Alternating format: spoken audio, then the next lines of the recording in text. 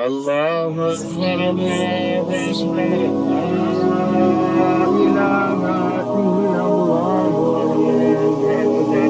الله أكبر ولله الحمد আসসালামু আলাইকুম everyone, welcome back to my new blog.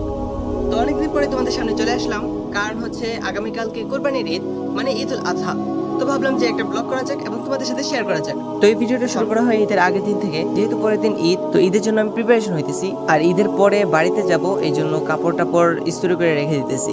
তো এরপরে কাপড় টাপড় রেডি করার পরে আমি ঘুমিয়ে যাই, যেহেতু কালকে ঈদ, সকালে উঠতে হবে। এরপরে সকালে ঘুম থেকে ওঠার পরে মুখ টুক ধুয়ে ফ্রেশ হয়ে নিই অ্যান্ড গোসল করে নিই। দেন ছাদে যাই, ছাদে যাওয়ার পরে হালকা একটু ভিডিও করি।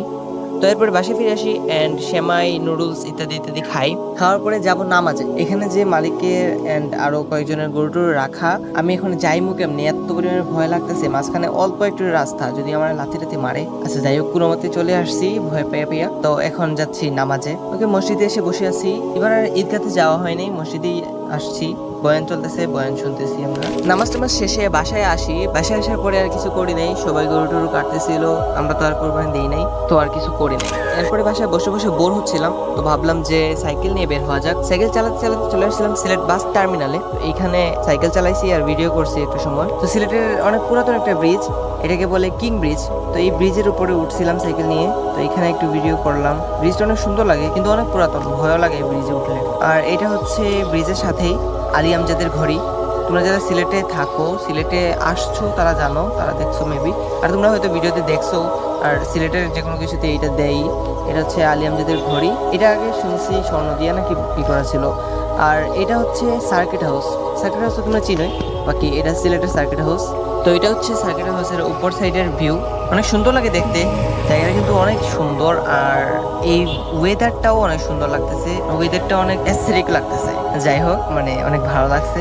দেন এটা হচ্ছে সামনের সাইডে, মানে গেটের সাইড থেকে ভিউ সিলেট সার্কিট হাউস। এটা আচ্ছা অনেক সুন্দর আছে। ভিতরে যাই নাই, ভিতরে গেলে জানি না পুলিশে কি আবার মারে নাকি কি করে কে জানে।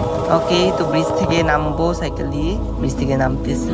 সরি, ভিডিও অনেক কেঁপে গেছে, কারণ হচ্ছে সাইকেল চালাইতেছিলাম তো, এখানে সাইকেল রেখে মোবাইল, এই জন্য। আর ওয়াইড অ্যাঙ্গেলে কেমনে কেমনে চলে আসছিল, আর সাইড দিয়ে এরকম মোবাইলের কাভারের এই চলে আসছে।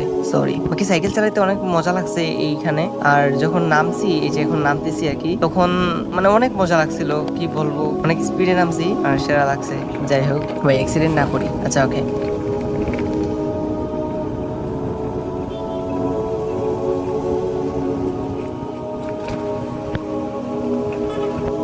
এটা হচ্ছে সুরমা নদী। হ্যাঁ, ব্রিজ থেকে নামার পরে এখানে আসছি। এই যে এটা ব্রিজ, আমি একটু আগে এখানে আসছিলাম, এখান থেকে নেমে আসছি। তো এরপরে বাসায় চলে আসি।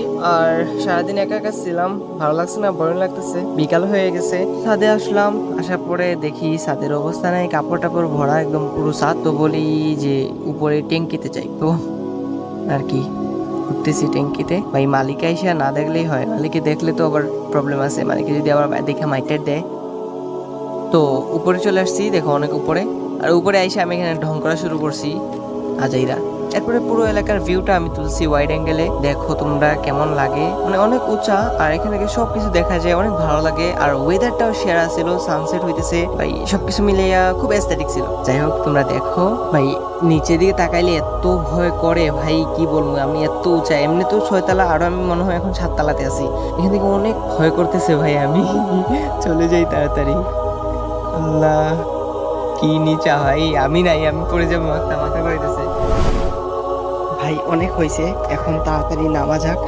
যদি তাড়াতাড়ি না নামি, মালিকে এসে আবার দেখলে প্রবলেম আছে।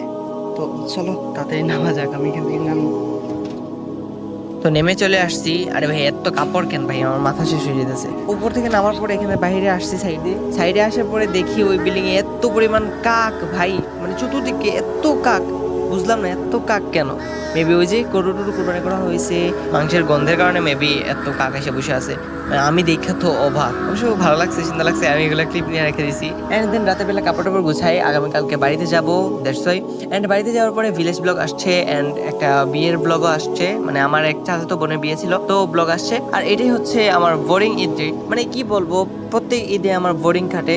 মানে একা একা থাকতে হয়, আমার সাথে বেশি মানুষ থাকে না, ওরা সবাই ওদের কাছে চলে যায়, মানে বাড়িতে চলে যায়। আমি সারাদিন একা একা ঈদ কাটাই, কি আর বলবো। তো এটি ছিল বোরিং ঈদ ডে। দেখা হবে নেক্সট ভিডিওতে, অ্যান্ড সামনে তোমাদের জন্য আরও অনেকগুলো ব্লগ আসছে, তোমরা পাশে থাকো অ্যান্ড সাবস্ক্রাইব করে দিও। আল্লাহ হাফেজ।